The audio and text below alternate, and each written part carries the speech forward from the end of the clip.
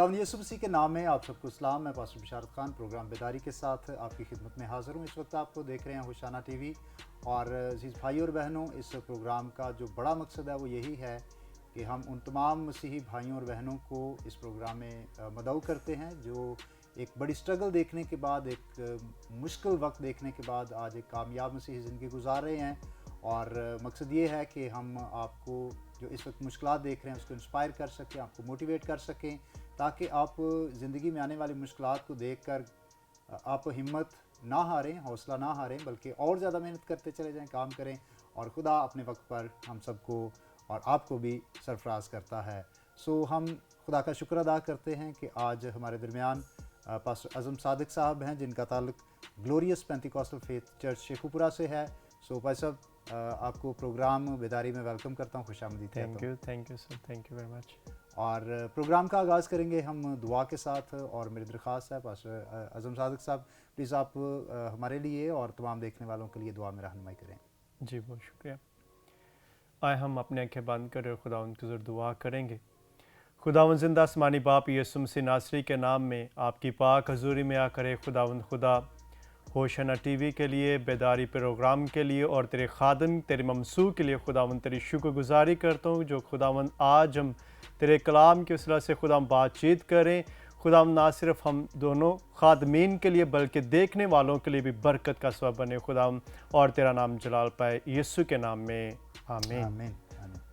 Glorious Pentecostal faith church Sheikhupura से pastor अज़म साहब हैं। मैं वंस अगेन आपको वेलकम करता हूँ। थैंक तो यू। पास्टर, बचपन आपका कहाँ पर कैसे गुजरा, किस माहौल में आपने बचपन गुजारा? पहली बात तो सर खुदावंद का शुक्र है कि मैं मसीही घराने में पैदा हुआ हूँ। मेरे वालिद साहब भी खुदा के खादम हैं, पास्टर सादिक साहब। तो बचपन जो है सर, मेरे वालिद साहब ने रूहानी तौर पर भी और दुनियावी तौर पर भी मेरी परवरिश की है। वैसे तो हम 6 बहन भाई हैं, जिनमें मैं 5वें नंबर पर हूँ। तो खुदावंद की शुक्रगुजारी करता हूँ कि मेरा तल्लुक़ जो है वो गिरजा कॉलोनी, नासरत कॉलोनी शेखुपुरा से है। तो मेरे वालिद साहब जो है वो बचपन से ही उनकी कोशिश थी कि हम जो है वो तालीम हासिल करें और अच्छी तालीम हासिल करें, ताकि हम अपने मसीही बहन भाइयों के लिए जो है एक नमूना बन सके अपने, क्योंकि हमारा जो एरिया था वो बैकवर्ड एरिया था। अभी खुदावंद का शुक्र है कि काफ़ी ज़्यादा जो है आबादी भी होगी और बेदारी भी जो है वो लोगों में आ गई, क्योंकि अभी चर्चेज़ भी बहुत ज़्यादा हो गए हैं। तो बचपन जो है ये सर, मेरे वालिद साहब ने संडे स्कूल का आगाज़ किया था। उसमें एक वक़्त था कि हम बचपन में मतलब संडे स्कूल के एक स्टूडेंट थे, और आहिस्ता आहिस्ता जैसे वक़्त गुज़रता गया, खुदावंद ने अपनी खिदमत की मोहर जो थी वो मुझ पर लगाई हुई थी। तो खुदावंद की शुक्रगुज़ारी है कि बचपन से ही मैंने ये सीखा था खिदमत के काम को कैसे करना है हमने। तो संडे स्कूल के ज़रिए से वक़्त गुज़रता गया, फिर मैं संडे स्कूल का टीचर भी बन गया, फिर अपने चर्च में भी खिदमत साथ साथ शुरू कर दी थी। तो बचपन जो था ये मेरा खुदा के कलाम से ही मैंने परवरिश पाई है।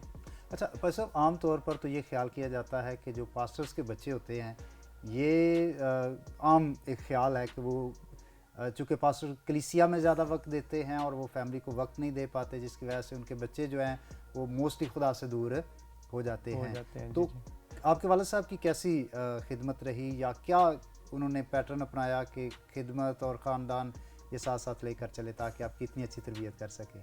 जी बहुत शुक्रिया। मैं फ़ख्र इस बात पे महसूस करता हूँ कि मैं सर अपने वालिद साहब के बारे में आपके साथ जो बातें शेयर करने वाला हूँ, मैं समझता हूँ कि दुनिया में मेरी दुआ भी है कि अगर खुदा किसी के सर पे बाप का साया रखे तो वो मेरे वालिद जैसा हो।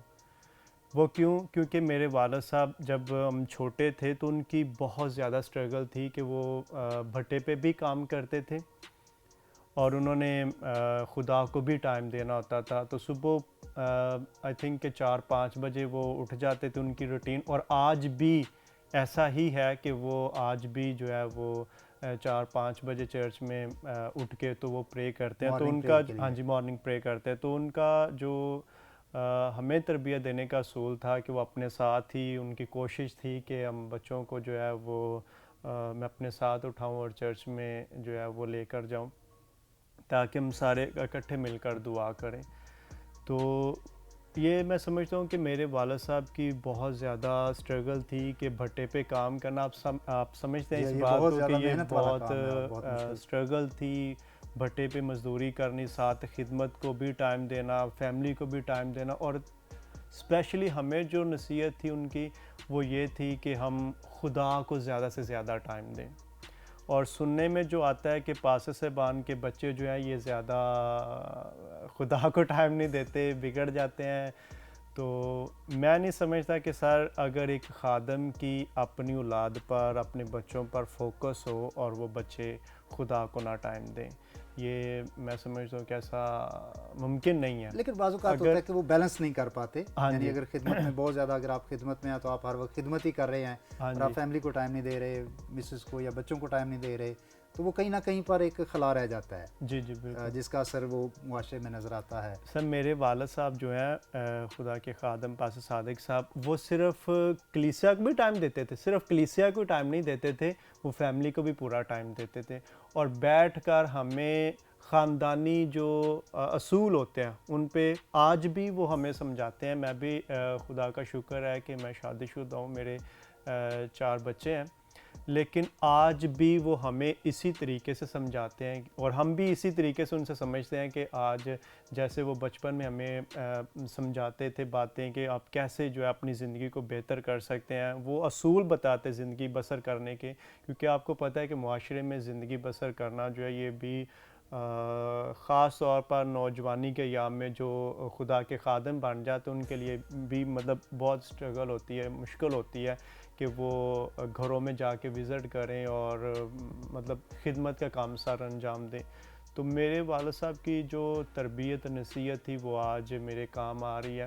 और खुदा का शुक्र है कि सर इस वक्त जो है मेरे वालिद साहब की नसीहत जो है वो मेरी ज़िंदगी में काम कर रही है और मैं एज़ ए असिस्टेंट पास्टर जो है अपने चर्च में खिदमत सर अंजाम दे रहा हूँ। सो पास्टर साहब, भट्टे पर काम, कोई इतनी अच्छी इसकी इनकम नहीं होती, जी, तो जी। डेफिनेटली आपने बचपन में माली मुश्किलात भी जी, जी, देखी जी, होंगी। बहुत ज़्यादा। तो कैसे माली मुश्किलात कैसे रहीं आपकी ज़िंदगी में, या उस वक्त क्या फीलिंग्स होती थी, या कैसे आपने वो वक्त गुजारा? मेरे वालिद साहब जो हैं सर उनकी ज़िंदगी का एक फ़ोकस ये था कि उन्होंने खुदा के कलाम को सीखना है। बाज़ दफ़ा ऐसा होता था कि घर में खाने पीने के लिए चीज़ें नहीं होती थी और हमारा जो एरिया मैंने पहले बताया कि बैकवर्ड सा एरिया था तब, तो मेरे वालिद साहब क्या करते थे, हफ़्ते में वो क्लास लेने के लिए लाहौर जाया करते थे।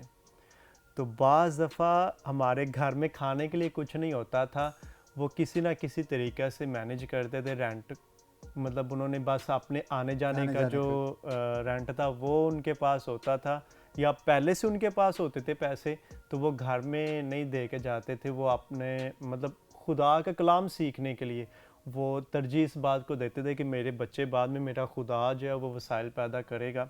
तो मैं जो है कलाम सीखने के लिए जैसे वो 1 हफ़्ते में 2 दफ़ा लाहौर जाते थे क्लास में। तो वो टाइम हमारे लिए बड़ा मुश्किल तरीन टाइम था कि जब घर में कुछ खाने के लिए ना हो तो मतलब आपको पता है कि फिर बहुत मुश्किलात बहुत एक तरह से। मुश्किलात। और इसमें साथ साथ मैं ये भी बताता चला जाऊँ कि सिर्फ मेरे वालिद साहब की ही काविश नहीं है, जितनी मेरे वालिद साहब की काविश है उससे कहीं बढ़ के मेरी वालिदा की, मेरी माँ की जो है वो काविश थी उनके साथ कि वो कभी भी वालिद साहब को ये फ़ील नहीं होने देती थी कि हमने खाना खाया या नहीं खाया या क्या क्या नहीं है। वो सिर्फ़ यही उनके साथ मुत्तफ़िक होती थी कि ठीक है आप जा रहे हैं तो आप जाएं, खुदा वसाइल पैदा करेगा, हम मैनेज कर लेंगे। तो बाज़ दफ़ा तो ऐसे भी होता था कि दुकान से फिर उधार लेना, तो फिर इस तरीके से जो है वो मैनेज करते थे। लेकिन आज खुदा का शुक्र है कि खुदा ने बहुत अच्छे वक्त पर वसाइल के हाँ सरफराज जी, किया है। सरफ़राज़ किया। और प्रेज़ मेरे गॉड। वालिद साहब की जो ख़िदमत थी और जो खुदा के साथ उनका रिलेशन था, जो खुदा के लिए उनकी भूख प्यास थी, आज खुदा ने रिवॉर्ड दिया उनको और खुदा ने वो सिला, वो अजर, वो बरकत खुदा ने आज दी है। बस अब आपकी स्कूलिंग कैसी रही? स्कूल जाना, दिलचस्पियाँ, शौक़ क्या होते थे? किस तरह से लाइफ थी? ये सर अगर मैं बात करूँ तो बातें तो फिर बहुत जी, ज़्यादा जी। होती जाएंगी। इसमें भी मैं आप स्कूल लाइफ के बारे में बताता हूँ। हम तकरीबन 2 से 4 किलोमीटर या शायद इससे ज़्यादा हो सकता है, हम अपने एरिए से दूसरे एरिए में जाते थे। तो तब कोई वसाइल नहीं थे इतने कि हम रिक्शा मतलब रेंट पे जाए ना। जी, जी। तो हम घर से सुबह रेडी भी होते टाइम से, और हाउसिंग कॉलोनी हमारा ना ये फासला है, तो 2-4 किलोमीटर का बनता है जहाँ पे हमारा स्कूल था।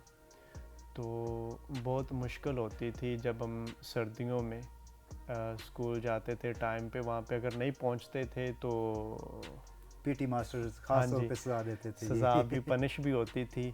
तो ये कोशिश होती थी, और मेरे वालिद साहब की तलवसी ये कोशिश होती थी कि बच्चे जो हैं वो किसी तरीक़े से पढ़ जाएँ, लेकिन वसाइल ना होने की वजह से हमारी जो हमारे अंदर ये जो है ना वो बहुत गिल्ट फ़ील होता था कि यार दूसरे बच्चे जो हैं वो मतलब टाइम पे भी, क्योंकि शायद वो करीब हो सकते हैं लेकिन उनके पास वसाइल ऐसे थे कि उनको इन परेशानियों का सामना नहीं था। तो हमारे सामने जो मेन परेशानी थी वो फाइनेंशियली प्रॉब्लम थी कि हम इतनी दूर से चल के आते हैं फिर वापस जाना।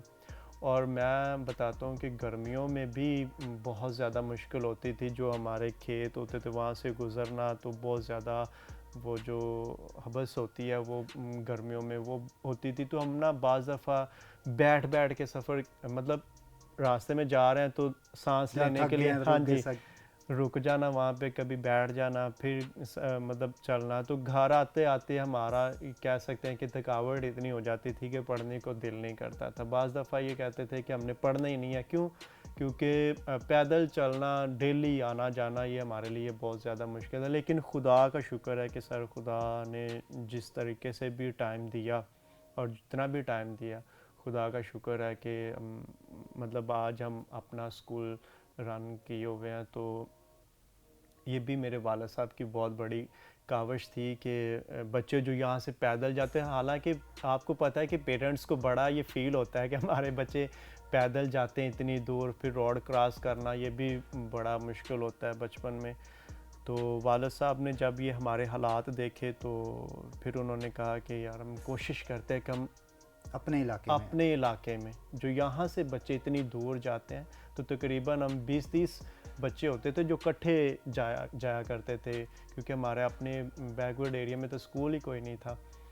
तो फिर खुदा का शुक्र है वालिद साहब ने जब स्कूल का आगाज़ किया, फिर हमने वहाँ पे बेसिक, फिर वहीं से मैंने तालीम हासिल की, और जितने भी आज बच्चे हमारे एरिया में पढ़े लिखे हैं वो हमारे स्कूल से ही पढ़ रहे हैं। तो ये खुदा की बड़ी अपॉर्चुनिटी हमारे लिए, खुदा का फ़ज़ल है कि आज हम अपना जो है वो स्कूल रन किए, कि बच्चों को और ख़ास तौर पर बेटियों को बाहर जाने की जो है वो किल्लत नहीं होती कि हम किसी और जगह पे जाके तालीम हासिल करें। बिल्कुल, जहाँ तक पाजी साहब बेटों की तालीम की एक अहमियत है, उसी तरह जी हमें बेटियों को भी जी जी जी तालीम दिलवानी है, और ज़्यादा से ज़्यादा हमें कोशिश करनी है कि हम अपने बेटों और बेटियों दोनों ही को जी बराबर जी जी उनको जी जी तालीम जी जी दिलवा सके। नाजरीन, आपने सुना पास्टर साहब ने अपने बचपन के बारे में बताया कि किस तरह एक मुश्किल और तकलीफ़ दे मरहले में से गुज़रे, और ख़ास तौर पर अपनी पढ़ाई के हवाले से, माली हालात के हवाले से मुश्किलात थी, और आज भी हम सब की ज़िंदगी में कई तरह की मुश्किलात हो सकती हैं, लेकिन हमें मेहनत करना है और खुदा पर भरोसा रखना है। हमारा खुदा वक्त पर सरफराज करता है, और खुदा सब कुछ मुहैया करने की कुदरत रखता है। सो यहाँ पर लेंगे एक ब्रेक, और कहीं मत जाइएगा, देखते रहिएगा Hosanna TV. God bless you.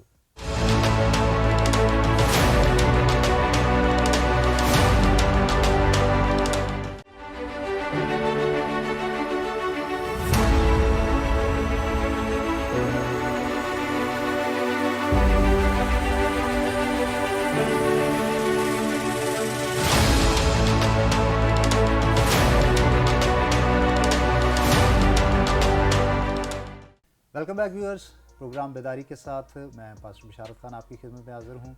और ब्रेक से पहले हम पास्टर आज़म सादक साहब के साथ बातचीत कर रहे थे, और हमने जाना कि किस तरह से उन्होंने बचपन में मुश्किलात देखी और खुदा ने उनको सरफराज भी किया।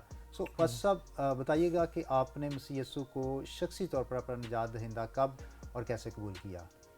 मैंने सर 2010 में, चूँकि पहले तो हम ओवरऑल खिदमत तो कर ही रहे थे, संडे स्कूल के ज़रिए से भी और चर्च में भी खिदमत कर रहे थे, लेकिन मैंने 26 अक्टूबर 2010 में बपतिस्मा लिया और यीशु मसीह को अपना शख्सी निजात दहिंदा कबूल किया।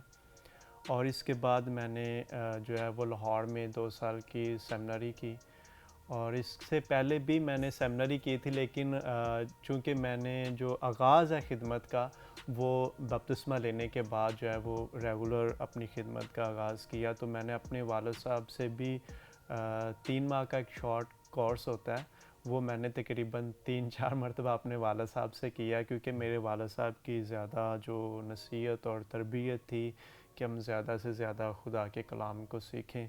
तो मैंने जो बेसिक ये कह सकते हैं कि सेमिनरी जो है वो मैंने अपने घर से और अपने वालिद साहब से की जो है। इब्तदाई या हाँ बुनियादी जी, तालीम थी। बुनियादी जो रूहानी तौर पर तालीम है, लेकिन इसके बावजूद मैं लाहौर में जो है वो 2 साल की सेमिनरी के लिए गया। पास शौकत शरून साहब मेरे उस्ताद हैं, और मैं उनके बारे में जो ये कहना चाहता हूँ कि अगर पाकिस्तान में अगर आप समझते हैं कि ये कहा जाए कि अज़ीम खुदा के खादम, और उनमें वो शुमार हैं। और सिर्फ़ उनकी ये जो पैगामात हैं, सिर्फ़ उनकी बेस पे नहीं मैं कह रहा, बल्कि ख़ादम की सर पर्सनल जो लाइफ है, शख्सी जो ज़िंदगी है, वो एक बहुत बड़ा नमूना होता है ऐसा ही है, बिल्कुल ऐसा ही है। दूसरे लोगों के लिए।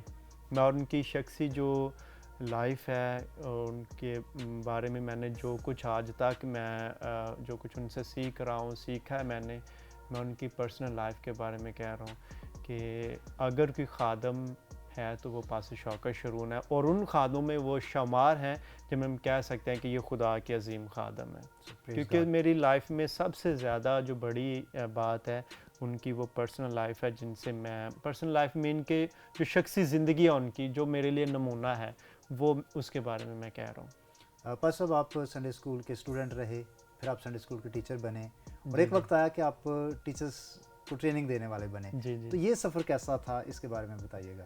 ये भी खुदावंद का शुक्र है कि चूँकि मैं पहले भी बता चुका हूँ कि बचपन से मतलब जो चीज़ें मैंने खिदमत के हवाले से सीखी वो अपने घर से और अपने वालिद साहब से सीखी। ये मैं खुदा का शुक्र अदा करता हूँ कि मेरे वालिद साहब, मैं इसलिए ज़्यादा अपने वालिद साहब को तरजीह दे रहा हूँ, क्योंकि जो कुछ मैंने सीखा बेसिक मेरे टीचर स्पिरिचुअली भी और फिज़िकली भी जो मैंने तालीम हासिल की घर में, वो बैठ के मेरे टाइम दिया करते थे। तो इससे जो मैंने तकरीबन 3-4 साल जो है वो संडे स्कूल रन भी किया, फिर आहिस्ता-आहिस्ता एक मिनिस्ट्री जिसको हम चाइनीज़ मिनिस्ट्री कहते हैं, उसके थ्रू मैंने तकरीबन 8 साल जो है वो खिदमत जो है वो संडे स्कूल ट्रेनिंग टीचर्स को दी है। पंजाब में, सिंध में, सरहद में, 3 सूबों में, बलूचिस्तान रह गया था, लेकिन इन 3 सूबों में खुदा ने बड़ी कसरत के साथ जो है ना वो इस्तेमाल किया, और इस टाइम तकरीबन मेरा ख्याल है कि 5000 राउंड अबाउट, इससे अबव या इससे कम, क्योंकि मैंने अकाउंट नहीं किए, तो एक क्लास में हमारे 100 या 200 के करीब टीचर्स जो थे वो होते थे। तो अगर मैं इस तरीके से काउंट करूँ तो मे बी ज़्यादा हो सकते हैं, लेकिन खुदा का शुक्र ये है कि सर मैं समझता हूँ कि मेरी उतनी एज नहीं है जितना खुदा ने मुझे जो है वो खिदमत के लिहाज से ब्लेस किया है टीचर्स को ट्रेन करना। मैं कह सकता हूँ कि मेरे जो शागिर्द हैं वो कम से कम 5000 प्लस के राउंड अबाउट हैं, जो खुदा ने मेरी खिदमत, जो मैंने as a Sunday school trainer जो है वो उनको उस्ताद के तौर पर ट्रेन किया हुआ है, और वो आगे संडे स्कूल चला रहे हैं। पर साहब बहुत सारे लोग हैं जो अपने बच्चों की दुनियावी तालीम के लिए तो बहुत फ़िक्रमंद हैं, और हर तौर से वो कोशिश करते हैं कि हमारे बच्चे अच्छी से अच्छी तालीम हासिल करें, अच्छे से अच्छे स्कूल में पढ़ें, और तालीम के लिए जो भी उनको चीज़ें ज़रूरत हैं, उनकी रिक्वायरमेंट्स हैं, वो हम हर मुमकिन पूरी करने की कोशिश करते हैं। लेकिन जी, जी। संडे स्कूल के हवाले से इतना इंटरेस्ट नहीं शो करते लोग। पेरेंट्स जो हैं वो दुनियावी तालीम के लिए तो फ़िक्रमंद हैं, लेकिन बच्चों की रूहानी तालीम के लिए फ़िक्रमंद नहीं है। उन वालिदैन को आप क्या कहना चाहेंगे? ये बहुत अच्छा आपने मेरे साथ क्वेश्चन किया है, ये बात की है आपने। तो मैं यहाँ पर अपने व्यूवर्स को बताना चाहता हूँ, जहाँ पे आप दुनियावी तालीम के लिए फ़िक्रमंद रहते हैं कि हमारे बच्चे जो हैं वो अच्छी तालीम हासिल कर लें, तो मैं बताना चाहता हूँ कि अगर आप बच्चों के लिए फ़िक्रमंद है कि वो अच्छी तालीम हासिल कर लेंगे, लेकिन मैं आज आपको एक बात ख़ास बताना चाहता हूँ कि दुनियावी तालीम कभी भी उनको उस जगह पे लेकर नहीं जाएगी जहाँ पर मेरे और आपके नजात दहिंदा खुदावंद यीशु मसीह ने वादा किया, और वो वादा क्या है? आसमान की बादशाहत। आज अगर आप मेरे अज़ीज़ों, अगर आज आप अपने बच्चों को दुनियावी तालीम, ये बाइबल मुक़द्दस में बड़ी खूबसूरत आयत लिखी हुई है, ये भी अच्छा नहीं है कि रूह इल्म से खाली रहे। तो इल्म जो है ये सिर्फ दुनियावी इल्म ज़रूरी नहीं है, बिब्लिकल इल्म भी ज़रूरी है, ताकि आपके बच्चे आसमान की बादशाह से पीछे ना रह जाएं। तो मैं यहाँ पर ये पैगाम आपके लिए छोड़ना चाहता हूँ, जहाँ आप दुनियावी तालीम के लिए फ़िक्रमंद है, दुनियावी तालीम उनको क्या करेगी? उनको एक अच्छे ओहदे पे जो है वो लेकर चली जाएगी, वो अच्छा पैसा कमा सकते हैं, लेकिन वो पैसा भी क्या कर सकता है? वो कभी भी आसमान की बादशाहत में दाखिल नहीं करवा सकता। तो आप अगर फ़िक्रमंद होना चाहते हैं तो बच्चों के लिए रूहानी तौर पर भी फ़िक्रमंद रहें, ताकि आपके बच्चे जो हैं और आप जो हैं आसमान की बादशाह से पीछे ना रह जाएं, बल्कि आप भी उसका हिस्सा बनें। बस अब 8 साल तकरीबन आपने संडे स्कूल मिनिस्ट्री में गुजारा। आपने क्या फ़ील किया हमारे लोगों का जो रवैया है ख़ास तौर पर संडे स्कूल्स के हवाले से, या कलीसियाओं का भी, तो कैसा एक्सपीरियंस रहा? क्या रवैया है लोगों का? तो पर्सन मैं यहाँ पे बताना चाहता हूँ कि जिस चर्च में संडे स्कूल मिनिस्ट्री नहीं है या संडे स्कूल नहीं हो रहा, तो वो आने वाले वक्त में ऐसा होगा जैसे वो चर्च वीरान पड़ा हुआ है। कोई चीज़ वीरान होती है। क्यों मैं ये वर्ड यूज़ कर रहा हूँ? इस बेस पे कि अगर हम अपने बच्चों को रूहानी तौर पर बाइबल की तालीम नहीं देंगे, कभी भी वो बड़े होकर खुदा की खिदमत नहीं कर सकते, क्योंकि उनको जो कुछ हमने बचपन में सिखाना था वो हमने सिखाया नहीं, बस तालीम पे फोकस किया। शायद वो तालीम पर ज़्यादा तरजीह देते हों, लेकिन वो चर्च में जो खिदमात जो उन्होंने नौजवानी के अय्याम में करनी है, तो बाइबल मुक़द्दस में बड़ी खूबसूरत आयत लिखी है कि बच्चे की उस राह पर तरबियत कर जिस पर उसे चलना है। तो बच्चे की तरबियत बचपन से करेंगे तो वो उस राह पर चलेगा जिस पर उसे जाना है। जी हाँ। अगर हम दुनियावी तौर पर उसको सिखाते रहेंगे तो वो दुनियावी तौर पर ही तालीम की तरफ ही जाएगा, वो कभी भी चर्च को फोकस नहीं करेगा। अगर हम ये चाहते हैं कि हमारे बच्चे तालीम के साथ साथ रूहानी तौर पर भी आगे बढ़ें, तो दुनियावी तालीम के साथ साथ हमने रूहानी तालीम भी देनी है। तो संडे स्कूल मैं समझता हूँ कि चर्च की वो बुनियाद है, जैसे एक पिलर जो है वो छत को, उसके सहारे एक छत खड़ी है। हाँ जी, बिल्डिंग जो है वो छत जो है वो कायम रहती है। तो संडे स्कूल के बच्चे वो हैं जो आने वाले वक्त में एक पिलर के तौर पर हमारे चर्च में काम करते हैं। तो लोगों के जो ख़्यालात हैं शायद मैं नहीं समझता, तो मैं अपने व्यूवर्स को जो आज आप देख रहे हैं इस प्रोग्राम को, मैं आपको ये बताना चाहता हूँ कि जहाँ आप अपने बच्चों के लिए दुनियावी तालीम के लिए फ़िक्रमंद रहते हैं, मैं आज आपको होशाना टीवी प्लेटफॉर्म के ज़रिए से बताना चाहता हूँ। मैं शुक्रगुज़ार हूँ दोबारा से पार साहब कि आपने मदऊ किया, ताकि मैं अपनी आवाज़ जो है अपने बहन भाइयों तक, अपने बुज़ुर्गों तक पहुँचा सकूँ। तो आप रूहानी तौर पर भी बच्चों के लिए उससे ज़्यादा फ़िक्रमंद रहें जितना आप दुनियावी तौर पर फ़िक्रमंद रहते हैं, ताकि आपके बच्चे जो है वो चर्च में भी खिदमत करने वाले बने। और आज पाकिस्तान के हालात आप देखें तो पर सब ये बड़ी हमें गौर करने की ज़रूरत है। हमारी जो बेटियां, उनके साथ आए दिन कोई ना कोई हादसा पेश आ जाता है, स्कूल में जाते वक्त वो उनको किडनैप किया जाता है, हमारे बच्चों के साथ ज़्यादती की जाती है। तो ये भी मैं इशू उठाना चाहता हूँ कि हमारे बच्चे जो हैं अगर पाकिस्तान में रहते हुए इनके पास तालीम नहीं होगी, कभी भी ये अच्छे ओहदे पर फैज़ याब नहीं हो सकते। तो ये बहुत सारे इश्यूज़ हैं जिनके बारे में मैं चंद अल्फाज में आपके साथ बातचीत करना चाहता हूँ।